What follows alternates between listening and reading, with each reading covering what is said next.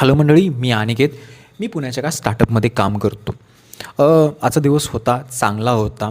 आज आपण थोडं स्टार्टअपच्या एन्व्हायर्मेंटलबद्दल थोडं बोलू. सगळ्यांना माहीतच आहे कसं असतं एन्व्हायर्मेंटबद्दल. पण माझा एक्सपिरियन्स काय असतो किंवा मला आज थोडे पॉईंट्स मांडायचे आहेत की स्टार्टअपनं मला क्वेश्चनसुद्धा करायचे आहेत की खरंच तुमचं जर असं असेल तर तुम्ही हायरिंग करू नका डिझायनरना.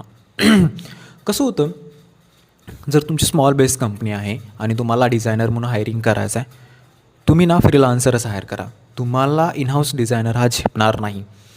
कारण की कसं होतं, जो डिझायनर येतो त्याचे थॉट्स आणि तुमच्या लेवलचे थॉट्स हे मॅचच होणार नाहीत कधी. आणि जर ते मॅच करायचे असतील ना, कोणाला तरी एक बॅकवर्ड आलंच पाहिजे. ही झाली पहिली गोष्ट. दुसरी गोष्ट कशी होते, ज्यांचं बजेट पण असतं त्यांना डिझायनर पण हायरिंग करायचा असतो. पण मुद्दा काय येतो की त्या डिझायनरला मुद्दाम पिडत बसणं की काय करतो आहेस तू, येऊन फक्त टाईमपास करतोस की काय, तू हे चांगलं करत आहेस. काम तर प्रॉपर व्हायलं आहे. पॅकेजिंगचं डिझाईन करून चाललं आहे, बॅनर डिझाईन होत आहेत. पण वरून पण हे ऐकणं म्हणजे काय नेमकं. जर तुमचं इतकंच बजेट आहे ना, तुम्ही एजन्सी हायर करा. तुम्ही डिझायनर इन हाऊस डिझायनर ठेवू नका. तुम्हाला ते झेपणार नाही. कसं होतं माहिती आहे, याच्यामुळं जो डिझायनर तिथं काम करत असतो ना, त्याच्या मनात हे वेगवेगळे थॉट येतात. जस्ट एक्झाम्पल की तो विचार करतो पुन्हा एखाद्या स्टार्टअपमध्ये काम करत असताना, मी पुन्हा स्टार्टअपमध्ये जाऊ की नको. कारण का ह्या स्टार्टअपचा ट्रॉमाच त्याला सहन होत नसतो.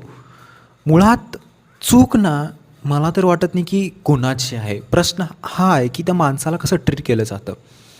जेव्हा एखादा पर्सन डिझायनर तो चांगला असून दे वाईट असून दे, तो स्टार्टअपमध्ये काम का करतो, कारण की त्याला काही गोष्टी शिकायच्या असतात. त्याला काही गोष्टी नवीन गोष्टी ट्राय करायच्या असतात आणि त्या ट्राय करण्यासाठी तो स्टार्टअपमध्ये आलेला असतो. आणि ह्या स्टार्टअपवाल्यांचा पॉईंट असतो की याला सगळं आलं पाहिजे, याला कंटेंट पण यानंच लिहिलं पाहिजे, म्हणजे बाकीची जी कंपोस्टिंग पण यानंच केलं पाहिजे. कसं तो माणूस डिझाईन करणारा माणूसला जर तुम्ही कंटेंट रायटिंगची कामं देत असाल तर काय नेमकं कशा गोष्टी मॅनेज होणार. ही झाली पहिली गोष्ट. आणि मला एक असा मुद्दा मांडायचा की जसं मी पहिल्यांदा म्हटलं की तुमचं बजेट असेल तरी तुम्ही स्टार्टअपवाले हायरिंग करू नका डिझायनरला. तुम्ही फ्रीलान्सरला घ्या, 1 तास 2 तास काम करा आणि डिझाईन कंप्लीट करा. पण हायरिंग करायचं, त्याला पुन्हा पुन्हा टोमणे मारायचे, त्याचं डिमोटिवेशन करायचं, ही गोष्ट कुठं ना कुठं थांबलीच पाहिजे. ॲज अ डिझायनर मला खूप वाटतं. सो आज एक मला असा एक्सपिरियन्स आला म्हणून थोडंसं तुमच्याशी बोलावंसं वाटलं. तुम्हाला काय थॉट्स आहेत याच्यावरती. दुसरा व्हिडिओ लवकरच येईल याच्यावरती डिटेलिंगचा. आपण